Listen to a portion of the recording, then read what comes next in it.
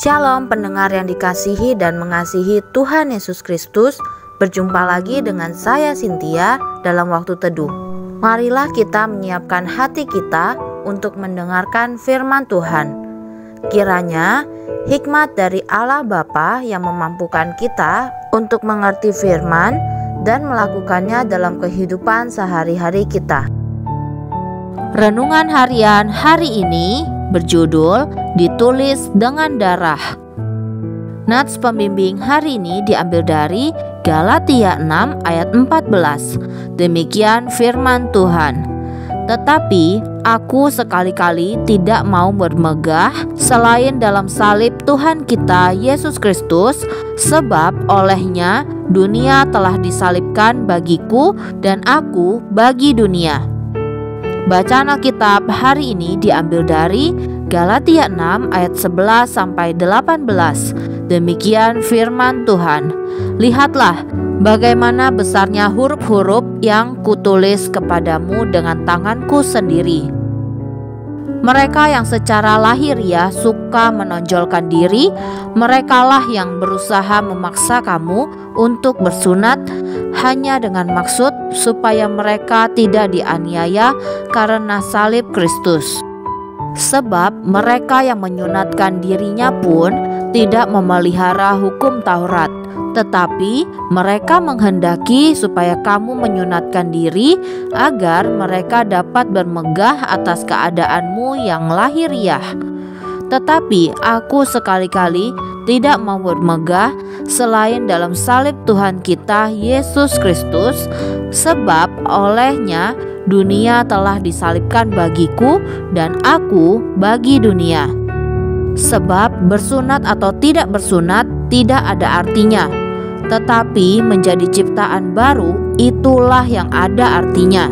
Dan semua orang yang memberi dirinya dipimpin oleh patokan ini, turunlah kiranya damai sejahtera dan rahmat atas mereka dan atas Israel milik Allah.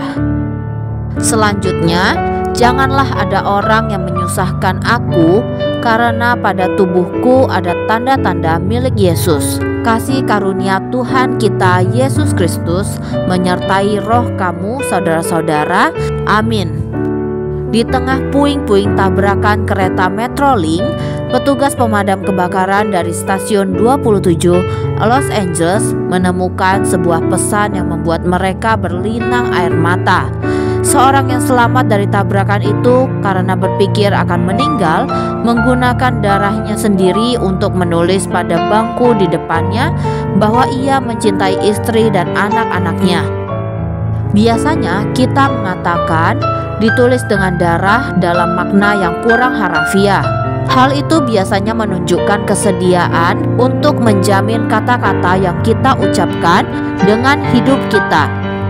Saat mengakhiri suratnya kepada jemaat di Galatia, Paulus seakan-akan menuliskan ceritanya dengan darah. Ia menulis pesan kasih dan anugerah yang akan membangkitkan amarah para pemimpin agama lainnya. Ia tahu bahwa ia akan dibenci karena menghormati kematian Kristus melebihi ritual dan hukum moral Israel. Ia akan dihukum karena mengajarkan bahwa kematian dan kebangkitan Kristus itu lebih penting daripada hukum sunat yang mewakili seluruh cara hidup berdasarkan hukum Taurat. Penderitaan Paulus bagi Kristus secara harafiah mencakup pencurahan darahnya sendiri. 2 Korintus 11 ayat 23 sampai 25. Paulus tidak mau bermain aman. Ia tahu bahwa penyaliban Yesus merupakan pusat sejarah. Paulus menaruh hidupnya sendiri di garis depan dengan memberitakan hati Allah yang tak dapat dilukiskan, yang memberikan putranya untuk mengungkapkan kata-kata kasih yang utama yang ditulis dengan darah di kayu salib.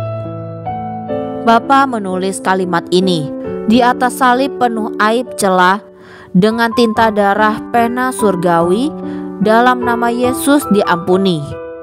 Untuk menunjukkan kasih-Nya, Yesus mati bagi saya. Untuk menunjukkan kasih saya harus hidup bagi Dia. Demikianlah renungan harian hari ini. Sampai jumpa lagi pada kesempatan berikutnya. Tuhan Yesus memberkati kita semua.